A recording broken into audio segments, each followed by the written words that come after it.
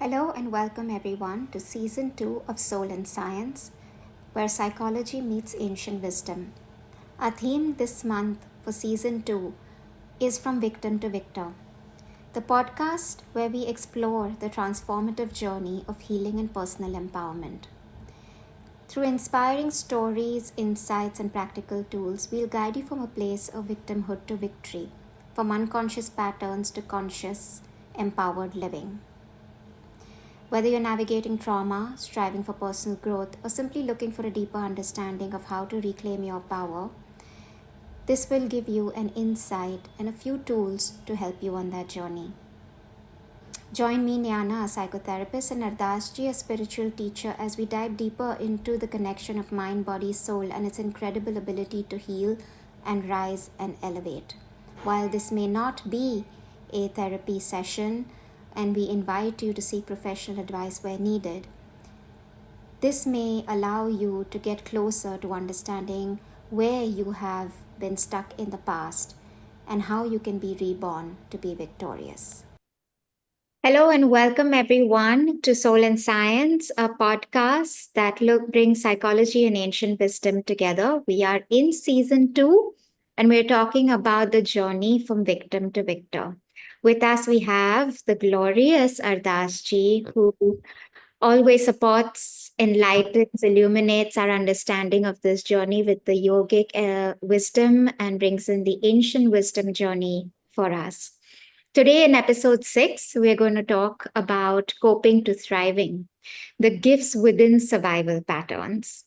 We're going to begin with really thinking about these coping strategies and survival patterns, recognizing that when we go through trauma or any life events, we move into something called the survival mode.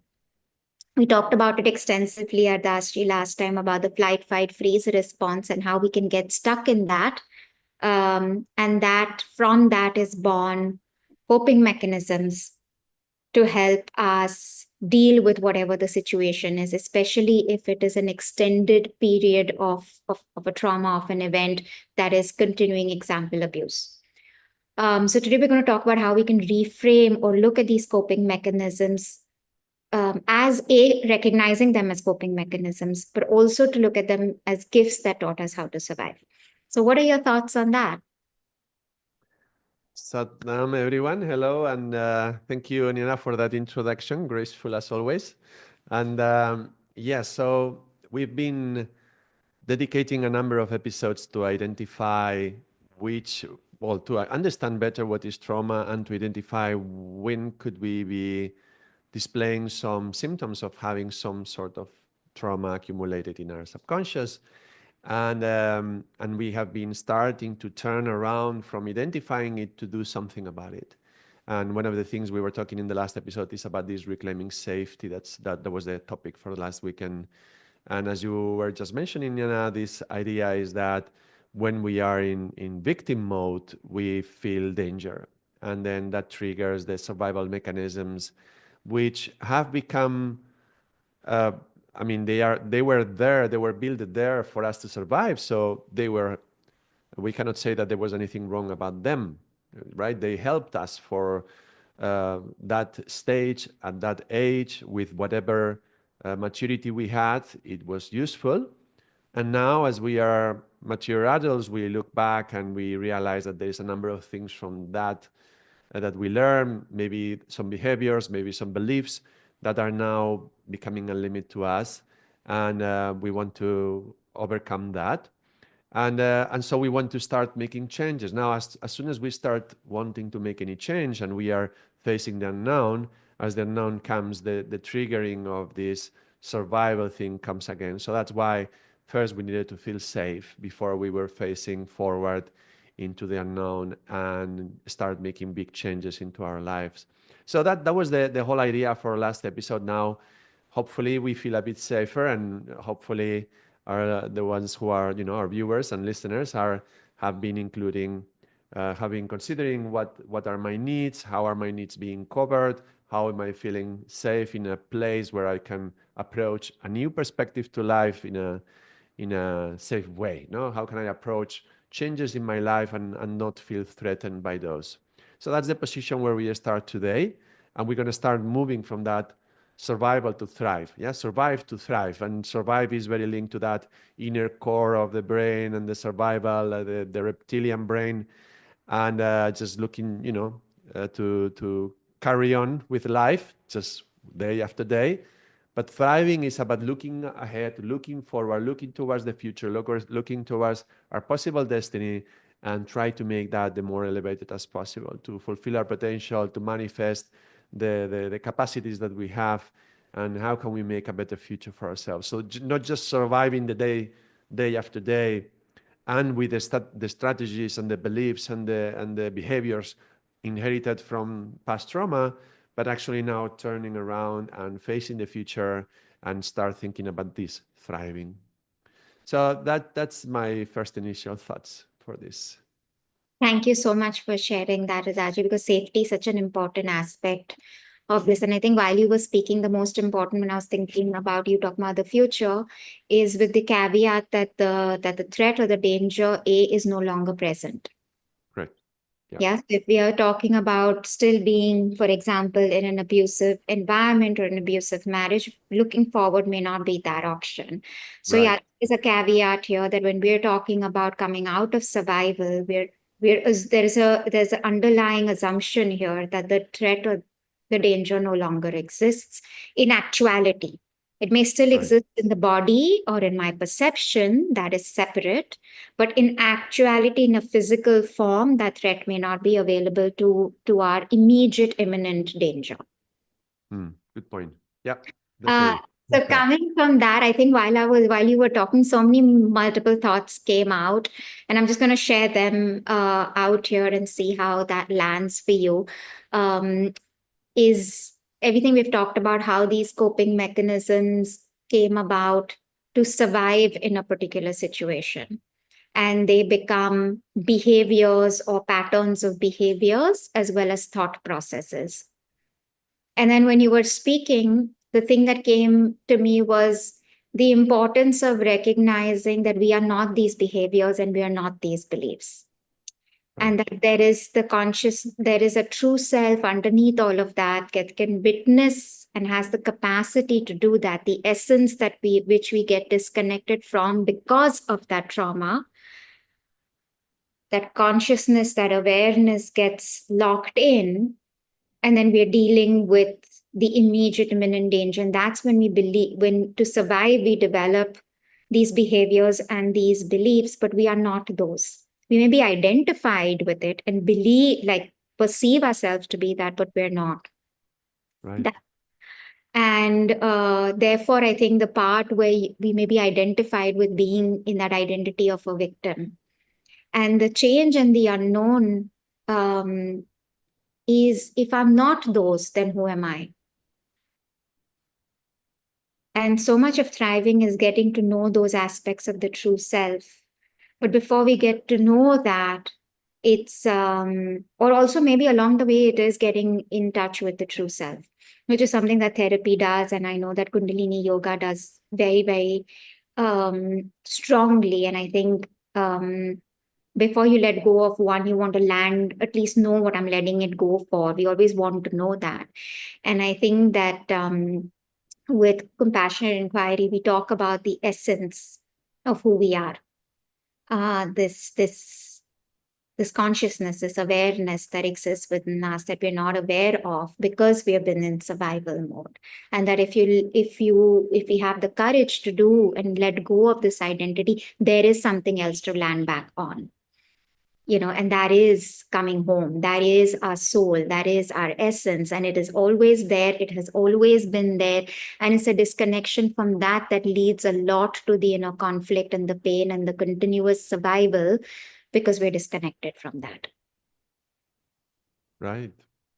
Yeah, I mean, that's exactly the thing, no? If you are struggling to put food on your plate and, you're in the middle of a war zone or you're in a situation where survival is at risk, you're not stopping to think, who am I, and doing all these things, right? You Absolutely. are, you don't have time for that. So, and the moment that we eventually as you said, no, now we are not exposed to the threat anymore. We may perceive something is a threat, but it's not, maybe not real, not physically real. It's just our mind. And the moment that we can realize we are not in threat anymore, then these beautiful philosophical questions that we humans love to do wake up, right? I mean, all philosophies in the world have always explored the same concept. Who am I?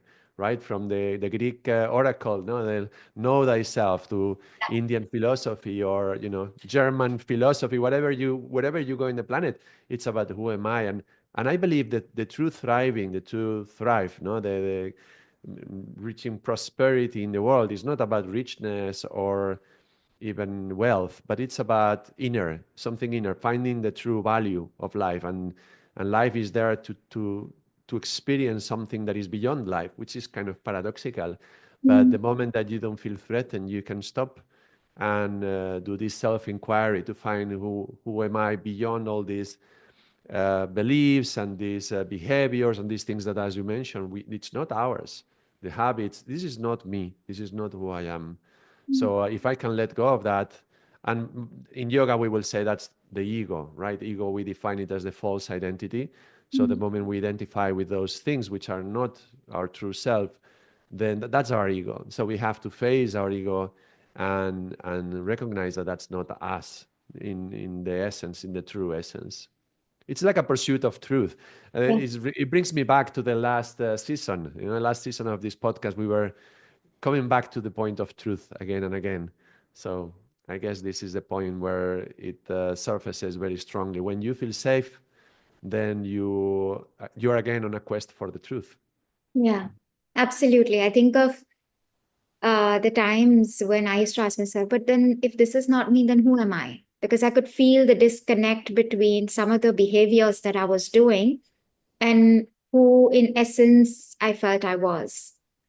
Um, and I just couldn't understand sometimes some of those behaviors, and the same time being identified by them, and that inner struggle was pretty difficult. But I have a question here, Ardashji. Is many of us have these repeating behaviors and patterns, and they're repeating, right? Which are also sometimes from our coping strategies and our limiting beliefs. How much of that is, what of that is karmic? How do you define that as karmic? Okay, so the very fact of having the experience that initiated the process, that was karma, Mhm. right? And every time a karma arises and manifests, we have a certain amount of choice to how we want to deal with that. And when we haven't learned the lessons, right, we react badly, and then maybe we accumulate trauma, we become a victim, we accumulate certain beliefs that are going to be limiting, and so on. Let's say that through this lifetime, I get to a point where I confront myself, I let go of these beliefs and these behaviors, and I recognize they were false, and I align myself a bit closer to the truth. Well, if I created a big strong reaction, the karma is going to have to come back, because every action has to come back. And then hopefully next time it comes, maybe in this life, maybe in another, you I can face it in a different way. So and now I've learned my lesson. So I have a bad experience, and somehow it doesn't affect me in the same way that it did affect me before. Now, was that karma? Karma was the experience coming to you, and hopefully, if you have learned the lessons from previous karma, then you can face the karma in a different way. So you were talking about dissociation. Let me give an example. Sometimes we are in an experience, something bad happens to us, and we for a moment we dissociate from the emotion, and then we close something essential within us, and we lock it down, and we put lock, yeah, and the key, and that becomes very limiting in the future. But something else can happen as well. I particularly remember one experience where I received very bad news, and I really struggled with this news, and I was going through the drama, and I was caught within myself, and I was really into the emotion, going into that really deeply. And at some point when I was really, really deep, I somehow I find myself like looking at myself. It's not like I came out of my body or anything. I didn't do any astral traveling. It was just like my consciousness suddenly, for a moment, became very aware and acute. And I looked at myself caught up in the drama of what had happened. And it's not like the news wasn't real. It's not like it wasn't important. It was real. It was very important, and it was dramatic. But I was so caught up in that I was not realizing my true self. So at that moment, my consciousness woke up for a moment, and I was like observing my body going through the motion, my mind in total distress, the thoughts, and I was just watching all that. And we're like, whoa, what's happening? Look at that body, look at that mind. Somehow like feeling outside of it. Mm. And so I cannot dissociate it, but when I came back, it had somehow uh, uh, I don't know how to say it, but all the pain and the suffering were a little bit softer. Mm. And the sadness and the emotions were kind of dissipating, and I became calm within. And I carried on the pain, and I still felt that the situation was difficult, and I had to struggle with it and endure it later on.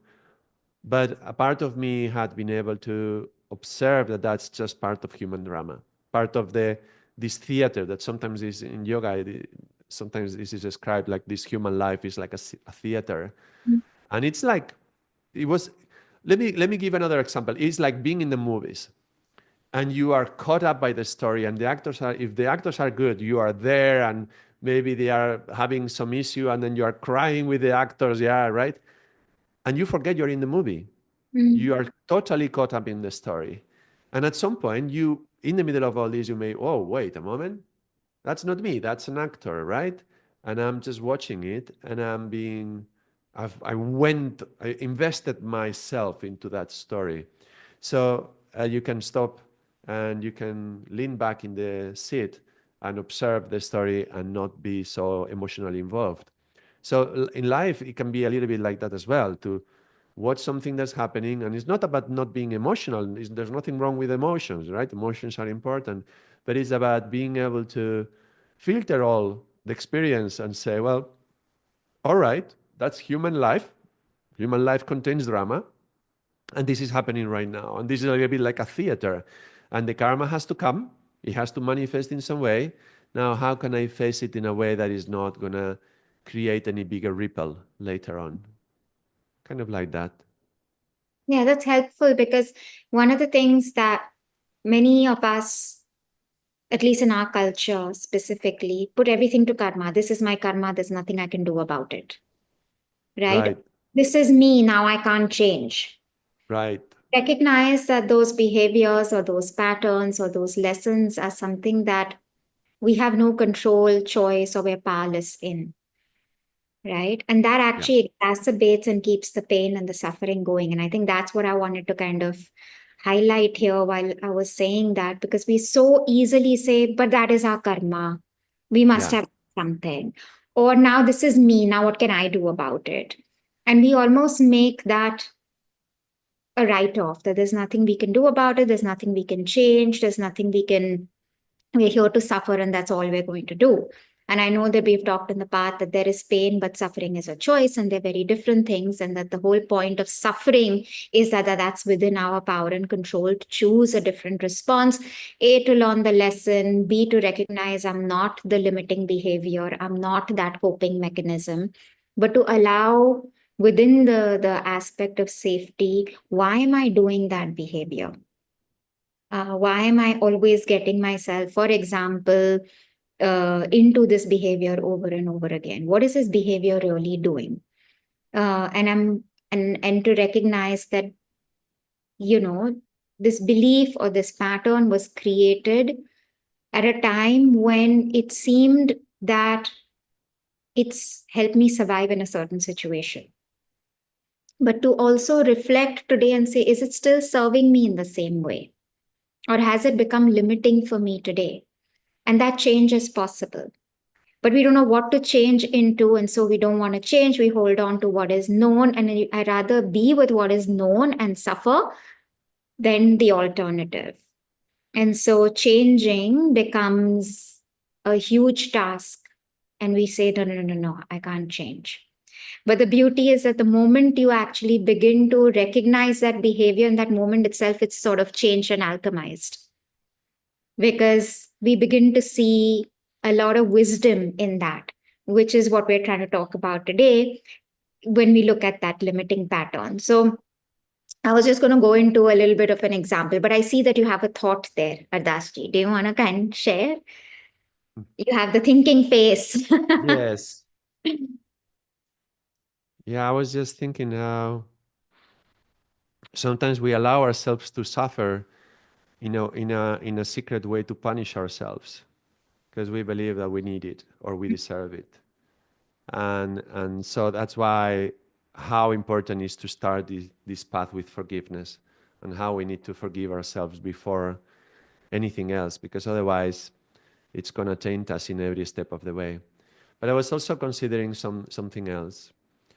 This is the experiment. This experiment I really like. I often talk about this one. No, the two rats, the two mice with the wheel, right? And one mouse has the capacity to choose when to go on the wheel and starts running on the wheel, and is like choosing to do that as an exercise. The other mouse cannot choose it, and the wheel just starts, and it has to go with the wheel. And after some time, I don't know, weeks, the first mouse, the one who chooses to run with the wheel whenever he wants, that mice presents all sort of indications of health improving, like his muscle tone, his heart rhythm, and then his levels of stress have lowered. He feels much more focused and so on, more relaxed. And the other mouse, the one who was being forced on the wheel, he he presents all the signs of stress. So the stress is going up, and that's bad for the heart rate and for the anxiety and all sorts of things. And the thing is, looking at it from the outside, both mice had exactly the same behavior. I mean, both had to run the same amount of miles, let's say, right? So, so what was the difference? The difference was obviously the inside. What attitude did one mouse had in front of the other? So now let me give a human example. Sometimes there is a family, and the mother in the family, she's an old woman and she needs care. Maybe she is presenting signs of Alzheimer, for example. And then within the family, some children will not want to do anything about that, may even want to, I don't know, just put her in an institution or something. And maybe sometimes there is one child, brother or sister, who decides, I'm going to be taking care of mom. I'm going to be the one to take care of mom. Now, you could do that in a karmic way. You could do that, and who knows, it can be like 10, 15 years, right? When somebody goes into Alzheimer or old age senile. I don't know how to say Mhm. that. It could be 10, 15 years of slow degradation to a point where the mother doesn't recognize the daughter or the son anymore, and you're taking care of them, and it can be very difficult. Not even thanks, even maybe sometimes aggressive behavior. So some child may choose to do that service, yeah, for the parent, but in such a way that is like, well, I feel compelled. Like there is no other option. I have to do this.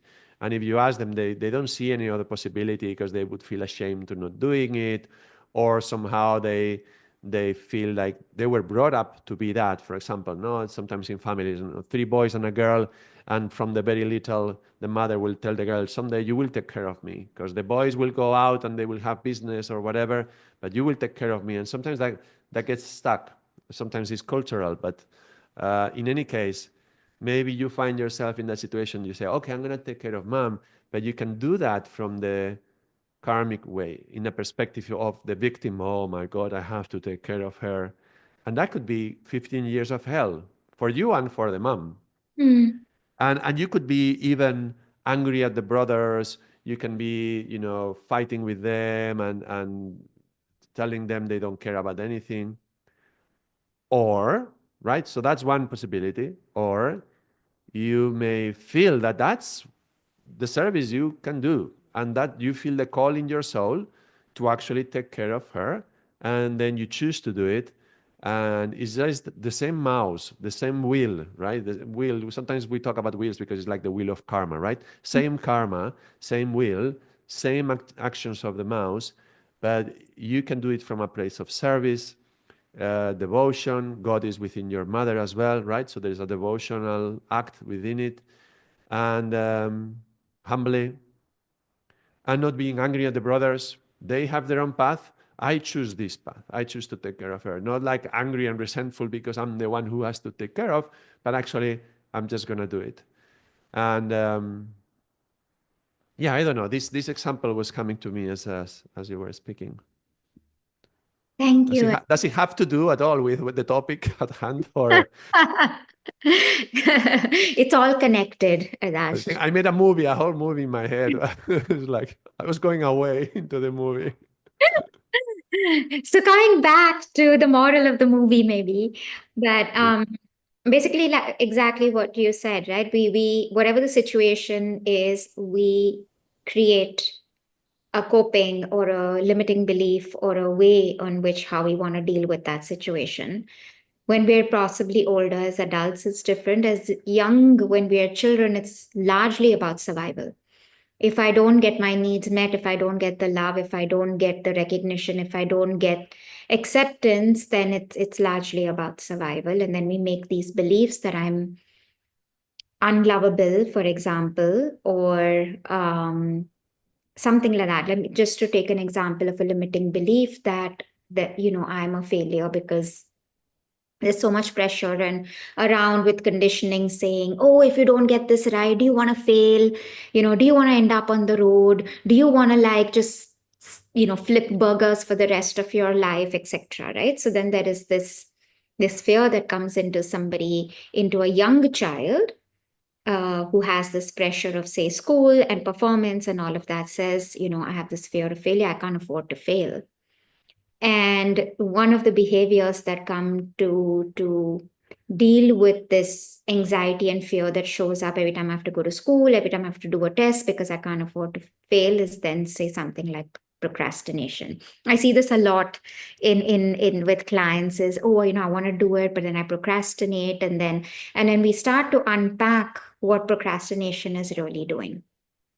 And this is the part where we're going from how the coping strategy was actually a gift, right? So when I actually ask, say, a client, let me take a particular client in mind and say, okay, what does that do for you? It's very easily, I leave it to the last minute and then I do it, and I wish I could do it earlier. And we start looking at why might that be the case and what would happen, what are you afraid of? And we go into the fear, and it is usually this fear of failure. But what if I fail? Or what if I don't get good results? So it's really the attachment to the outcome or what that would mean about me. Okay, so if you did fail, what would that mean about me? It means I'm not good enough. It means I'm dumb. It means I'm stupid. It means, I won't be successful. It means all of these other things that, depending on the own understanding of the family and the background and their own issues, the child receives these messages. And so I have this client who says, I just don't start, I just don't do it because I'm so frightened of the outcome, but if I fail, what is it going to mean about me? Can I just say it can also be fear of success? Well, I'm yet to meet somebody who's afraid of success. I usually see the fear of failure, but Well, yes, I do it's hear more you. it's more common than you would believe, because in a part of your mind, you know that if you have success at changing that, then there is a lot of other things you need to change and a lot of progress we can make. right? You wanna progress in your life, and maybe you know what kind of work you can do for yourself to get to a better standing, to earn more money, to have a nice family, and maybe giving one step and showing that you can actually do it. If you actually do the work, if you can manage it, then you realize there's so many other things, many other responsibilities. So to avoid responsibilities, you just don't take the first one, and you are afraid. You say, oh, I'm afraid of failing, but actually, if you succeeded, they would keep all these other responsibilities that you don't want. So it's a way to avoid responsibility. It's a way to, but in both cases, you're avoiding responsibility. Totally, totally. But So it can be through success or through failure, but it's the same way. failure, Yeah. absolutely. So that's what we end up doing. And so, what if you would succeed and then, but also the fear of success is then I'm not this failure, then who am I? And I can't imagine myself actually because then there's also a fear of individuation, having an identity that's different from what I've grown up with everybody telling me, do you want to fail? You're dumb, you're stupid, or, all of those, and fitting into a mold, even to break free of that can be very, very difficult for a lot of people. Let me Uh, do the same with the success in that way. If you were successful and then realize that that doesn't make you happy, that's another thing, right? Because you have this fantasy. If I accomplish this, I will be happy. But then you're afraid of accomplishing it, because what if then I'm not happy? It would make you have to question, who am I? And you it don't want to do that, right? So that's also fear of success. Absolutely. And it boils down to whichever way you go, right? In Yeah, some both ways. brings Yeah, you back to the responsibility of asking, A, who am I? correct. B, fearing disappointment that, oh, I was told that if I got that amount of money, I would be happy. Or if I got, but I'm still not happy. And that can lead to a lot of existential crisis around, I will never be happy. Then what's going to make me happy? Right. And that fear and that pain of disappointment, rejection, responsibility, who am I, can lead to a lot of anxiety and pain and suffering to someone. And then all of these become great coping mechanisms to not have to deal with that. Right. Yep. Right. And so when I was working this client, they were like, oh, okay. Um, so what I am doing is protecting myself from pain and protecting myself from disappointment or continuing to keep the hope that happiness is still possible, right? And that's that one thing that I can keep holding on to is hope, Hmm. right? And that was the brilliance. I was like, okay, now let's look at, it's done as a child that was there. Now what do you do with it today? And what is it teaching you? You know? And then of course we went into deeper stories around understanding of happiness and attachment to outcome and um what does that mean about me, and then who do I become, and then come up with the wisdom while releasing the limiting behavior. So who would you be if you could release that procrastinating behavior? What could show up in your life? And and then the wisdom is that if I can do it at the nth time, then I can even do it before, if I can bear to hold space for taking responsibility, for example, of the consequences of the outcome, right? And the beauty around unpacking that and how it served as a child, maybe to stay out of trouble and all of those sort of things, to recognize, the takeaway or the lesson that needs to be learned today. That was very difficult for the child to maybe receive then, but also the gift in having that as a coping and survival mechanism. Right, right. I think that's the key point we need to emphasize. Because if we want to run ahead, we want to go too fast and start going into eliminating negative limiting beliefs and behaviors and all that, there is a danger of missing out on the lesson that we could have learned from that karma. Because we said it's karma, right? But karma is not just there as a form of punishment. Karma is something where we can learn things. And actually, if we don't learn it, it's going to repeat itself. So we don't want to run away from whatever happened that created the trauma in the first place without having learned a lesson from that. And it's hard to say, well, what's the lesson of me being maybe abused when I was a child? Okay, that's, it's hard to see it like that because you feel like the victim feels like in a passive role. I didn't do anything, it happened to me, right?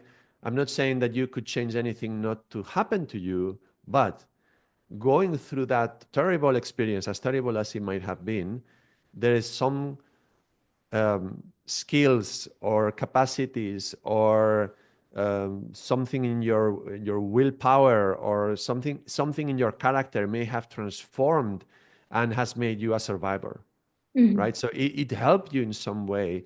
And if you try to get away from the survival mechanism into thriving too early or too quick, you may lose that capacity of that you may have developed as a survivor. Yeah. Some situations are so tough. It brings in us the warrior. We have no other way to survive that but to fight.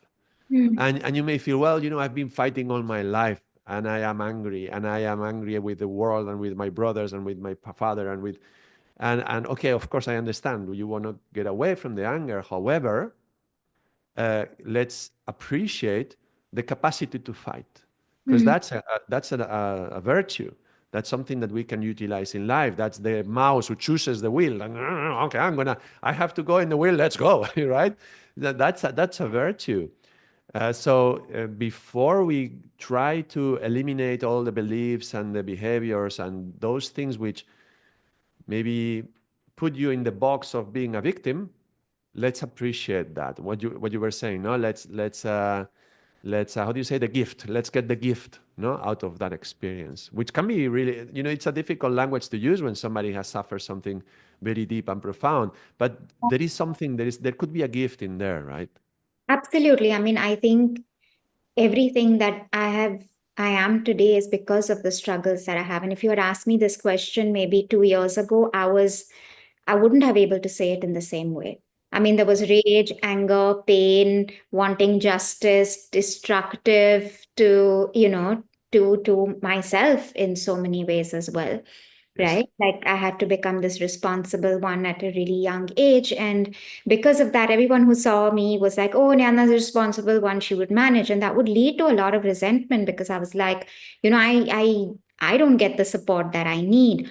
But at the Yeah. same time, I was able to see that in being that responsible one, I was able to take care of myself even when no matter what the situation was. I was able to take care of my life and my experiences. Or people you say, you're so strong, you're a survivor. I didn't ask to be one. In theory, I understand the soul picked this life and these experiences to bring us closer to our destiny. But if you ask me that a few years ago, I was just angry and hurting. And then today I can say, okay, had I um probably not lost my mother so early, or had I not been through sexual abuse, I wouldn't have learned to take care of myself or protect myself or be careful about and have boundaries, or be mindful that I'm able to check into and use a certain amount of, I wouldn't say discernment back then, but just listen to the cues that, oh, this seems like danger, don't go there now. And to protect myself from places that felt dangerous after that, or people that felt like, oh, something doesn't feel right, I should probably not go there. So my ability to pick those cues up became stronger because I became hyper vigilant to cues of danger, for example. But then that helped me survive in so many other situations. Today, I may not need it in the same way. It's becoming more discernment in that sense. It's not coming from the same energy of survival. It's coming from the energy of thriving. And yet it's the same thing, but it's changed the way in which I'm using it, and where I'm using it, and how I'm using it. And I think that quality has really changed. But I think all of those, if I is the reason of who I am today or even doing this podcast. Yeah, totally. Because, yeah, we cannot go back to those times and change the way we were and to be careful in those situations and be careful of those people. We cannot do that. But you not only chose to be a survivor, even though you say I didn't choose that, well, you didn't choose to be in the situation, but you did choose to be survivor. You didn't only do that, but you chose to understand that experience as a, let's say, a training for you to become who you are now, and now help so many people who are in the in the middle, and help them identify the danger, help them identify, develop that wisdom to know what, where not to go into. So in a way that you learn the lesson through it's not just a survival, right? Survival is survival, but then the thriving is the, what did you get out of all that, and how is that serving you and others as well? Yeah, So and I that think that's a sign of karma being released, of not needing to repeat again, right? mm, Those are signs that I change my attitude towards that kind of experience. yeah, and also I think I mean, that's the journey of healing itself, right? That we've been talking about. That first you're using all this energy to fight against, fight for survival. You are a fighter, yes, but then there comes a point when you start asking, what are you really fighting for? Right. And that came to me at a point when you were talking about fighter was, and I was like, oh, fighter versus being a warrior. And today it's largely for a greater understanding that we are, not just for myself to survive and want justice and all of those things, but use that learning and that energy to serve a greater good, a greater cause, that uh, that we have to learn from things, otherwise we're going to keep destroying ourselves and each other in the process of this fight, right? And from when do you become from a fighter and a survivor to a warrior, that's serving something that you strongly believe in? And I think that's also something that um, becomes a part of that gift, that you're still a survivor, you're still a fighter, but then something shifts in what you're doing with that as well. Yeah, it's interesting. In the English word warrior and warrior is only one vowel away, right? You worry, worry, worry, or Mm, you are fighting, fighting, fighting, and it's all the fire. Yeah, it's connected to this fire of the worrying, worrying, worrying, or you transform that fire and take the sword, yeah, of becoming a warrior. But when what we say in yoga in regards to this is that as long as you are fighting against something that's karmic, so you are, if you find yourself fighting against your father, your mother, your aggressor, your circumstances, your karma, your God, right? As long as you are fighting against something, you are already creating karma. But the change is to fight for something, right? You can fight to defend those who cannot defend themselves, right? But you are fighting for their well-being. You are fighting for peace, for stability, for and this, these words are very often utilized in a very cheap way. Oh, we are fighting for peace in that country, and they go and they invade the country and so on.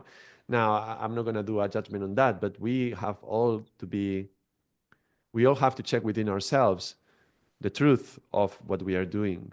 Am I fighting against the system, or am I fighting to create some better possibilities, better future? So that, and we have to be very sincere with ourselves within this.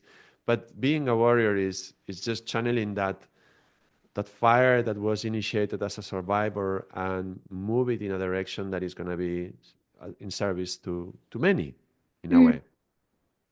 So I come from a Catholic background, and in the church they talk about how Jesus was putting one cheek, and if they slapping him on that cheek, he would put the other. But in from the sorry, was that Jesus or was that Gandhi? I guess both, yeah. Did Gandhi have the same as well? They are Yeah. cheeky fellows, both of them. Yeah. I guess that was about ahimsa, I guess, in a lot of ways. In a way, but I want to talk about a reframing of it, because the way it's generally understood is that Jesus says, well, if they hit you once, then let them hit you again. However, there is this yogic concept of the saint with, the saint warrior. Yeah, there is the saint, which one face is the face of grace, one face is the face of the warrior. Now, first of all, I will come to you with the face of the saint, the face of the grace. But if you hit me in here, I'm going to show you my warrior side, right? I'm not going to allow myself to be humiliated and abused and tortured, and I'm not going to take it. I have honor and I have respect and I have value for myself. I love myself and I love my people around me. You come to hit them as well, I'm going to be a warrior. I'm going to stand up to you. So it's kind of like a different concept from, oh, you hit me, well, hit me again, which is a very weak, right, attitude. And in a way, I understand and I respect the concept of ahimsa in the way of not harming. However, that also includes ahimsa towards myself. If somebody's going to harm me, I'm not going to allow that. I'm going to take the sword. It's not. I'm not going to fight against you, but I'm going to defend myself. So this idea is very very different from just giving the other cheek, and I understand it's a different philosophy, yeah. And this warrior saint polarity is a different attitude from simply, well, if they hit me, let them hit me again. If they hit me again, well, let them do it again. If they kill me, well, I will reincarnate. I mean, fine, that's okay. That's a path, and if you follow that path to the end, you might develop all the virtues anyway. And if you are truly sincere with that path, why you do? But at the same time, there is another way of doing this. Yeah, if you feel they are hitting you and they are hitting you, and you keep being weak and meek and humble, but humble becomes humiliated, and they always step on you and they are taking advantage of you. At some point, you may think, well, I keep reincarnating into this life, and again, they abuse me and they attack me and they kill me. So, what am I learning? And sometimes we need to learn to take on the sword and to actually fight. It's like this.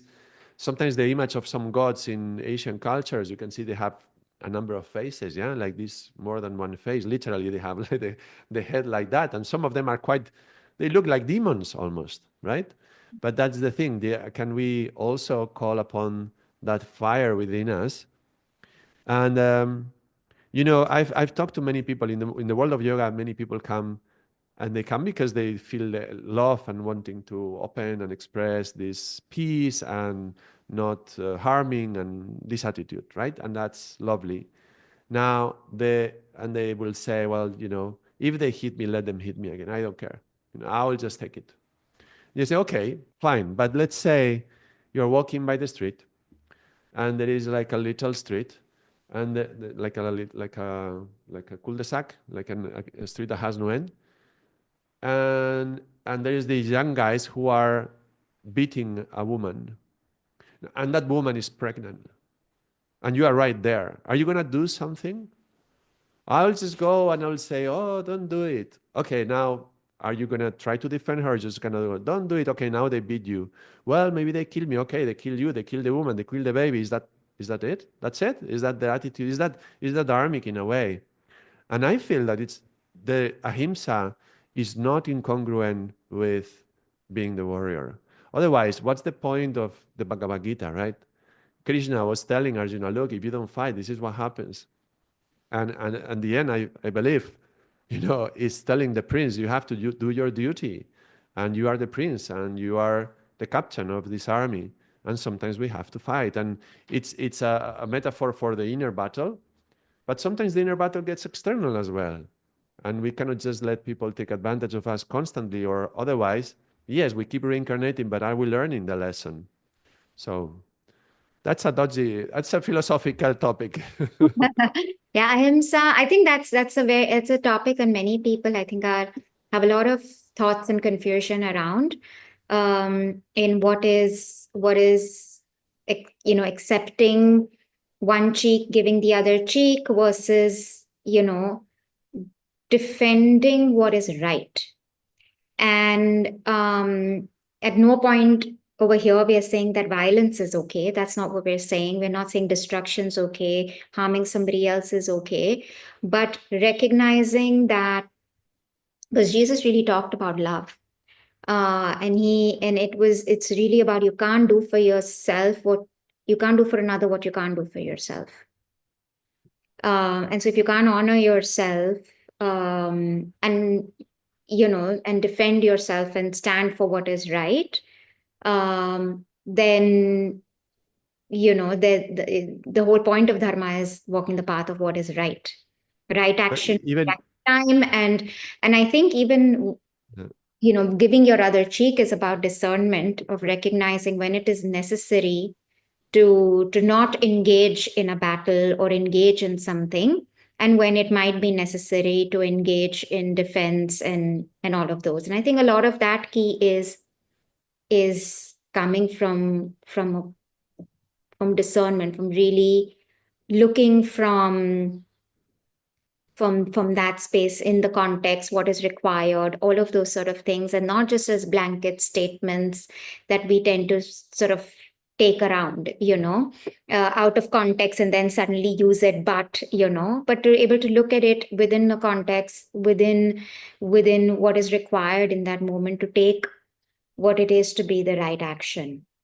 And sometimes the right, and nobody can determine what that right action is for anybody, except in that moment you go with what feels right in your intuition, in your gut, in the moment, and know that that's your truth for that moment. And that's the only thing I can understand from both those lenses, that um the aim is not causing harm. That's the only thing that I understand from both the languages of ahimsa, the warrior, as well as giving the other cheek, is not causing intentional harm. um yes, I, and yeah. I think you can also take the sword from love, Mm-hmm. right? Just taking the sword doesn't mean that you don't do it from love. I find it very inspiring to read some texts on chivalry. Mm-hmm. For some time, I was wondering myself, when I was reflecting upon the qualities of a man, what does it mean to be a man in our society, and with integrity, live with integrity. And I was considering, how could men in the medieval times go, leave their castle, leave their dames, their ladies, and go into war, kill lots of people, see lots of their friends killed, and come back home and be able to embrace their wife and feel loving to their children. I'm not assuming they were doing that, but it would be lovely to think they could. But how could they do this? And so I was reading some quotes of chivalry that were kind of like the virtues, describing the virtues of the knight. And there was one quote that was very, very interesting from what you were just saying, because the sword can be a terrible thing.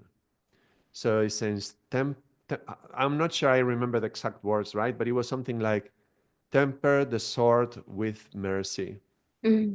because otherwise it can be a terrible thing. And it was associating also the sword with truth. But Mm-hmm. temper the sword with, because truth can be like a sword. Yeah, some people use truth to cut heads, right? So temper and sword and word only have one s away. Our words are like swords, right? We, in our society, we rarely take the sword, but we use our words very much like swords very often. So temper your words with mercy, right? So it's not just about fighting, it's not just about war, but being able to be merciful. And that also connects with compassion and with, therefore, also forgiveness. But I don't know, I keep coming back to forgiveness again and again, yeah. But Yes, that's the that's a beautiful place, because I right. think the biggest things of coping to thriving is the journey of forgiveness. And I don't know when it comes in each individual's path, and I don't think there's a right time. Some people come to it earlier than others, but that is the bridge. The forgiveness is the point where, because you have to forgive yourself too in the process, and forgive others, and letting go of the ways in which you had to cope to receive the gift. You have to also forgive to able to receive that in its light is the ability to forgive and feel blessed in who I am and where I stand today, in appreciation and in gratitude, not for what happened necessarily, but what ways in which you coped and survived and receiving yourself. So it's also a journey of self acceptance, Hmm. that I honor who I am today and I'm okay with who I am today. Um, and to sit with that acceptance and honoring of self, that is equally that journey of moving from coping to thriving. And it's such a beautiful, I think, experience to be able to look at yourself and say, I'm okay with who I am. And I understand why I did what I did, or how I coped, or what I needed to do. And I can see that there are gifts in this, and I can see that there are limitations to this. But today I have choice. And And sometimes the choice will be to continue being where we are. Sometimes we are in the mass wheel. Sometimes we feel we are in a karma. We are, but we cannot escape it. And sometimes it's fine. It's like, okay, this is what I have to go through. But choose it. Then, if I have to go through this wheel of karma, let me choose it. Let me do it fully, and let me receive the gift that is waiting for me. yeah, and I think there's nothing more important I think, in all of this that we have shared over 2 seasons is to recognize that choice. Because most of us are making choices, but are not willing to accept those choices. And like and we say we're choiceless and powerless, but to recognize that in every moment we're making a choice to stay, to not learn the lesson, to learn the lesson, whatever it is. Accept that as your choice, as the decision you're making, because that's when you'll be able to wholly own it. And when you own it, you can either change it, transform it, accept it, release it. That's when we are. But if you're not, then we're stuck in a complete cycle of powerlessness and things like that. And so every moment there's that, what's changing it is the awareness and acceptance that this is my choice, without the judgment, without anything else. um, and that changes also coping to thriving, is in owning that, in that choice. The power comes back in so many ways, from a powerlessness to the power and opening and aware that, oh, wait a second, this was my choice. um, and I can choose something, choose to stay, and that's okay too, and choose to change, that's okay too, and that there is no right or wrong choice in this moment. It's what you are choosing, and that you respect that choice that you make. Even accepting that some things you cannot change, right? Because you may feel like I have no choice here in the matter.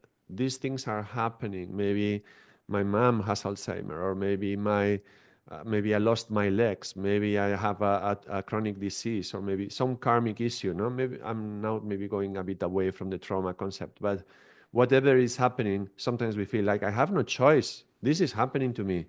But from the yogic perspective, we say, no matter how difficult or extreme the situation is, you can always change your attitude. At least that. So you can at least choose what is the attitude with which you're going to face whatever is coming.